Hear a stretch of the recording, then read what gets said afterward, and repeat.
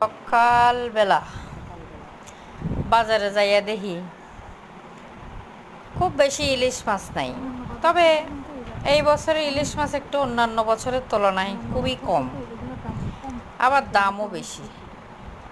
তাই চিন্তা করলাম যে ইলিশ মাছ না খেলে তো হয় না, বাঙালি বলে কথা।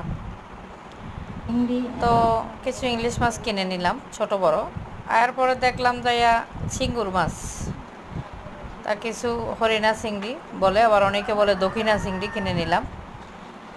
সাথে নিলাম অল্প কিছু হাফ কেজির মতো ছোট মাছ। মাছগুলো দেখতে শুনতে বেশ টাটকা, তরতাজা। ইলিশ মাছগুলো বেশ তরতাজা, গাদা মোটা, একদম তেল তেলওয়ালা মনে হচ্ছে। এই চিংড়ি মাছগুলো একটু সাইজে বড় ছোট, মোটামুটি সব মিলিয়েই আলহামদুলিল্লাহ কিনে নিয়ে বাড়ি চলে আসলাম আমরা দুজনেই।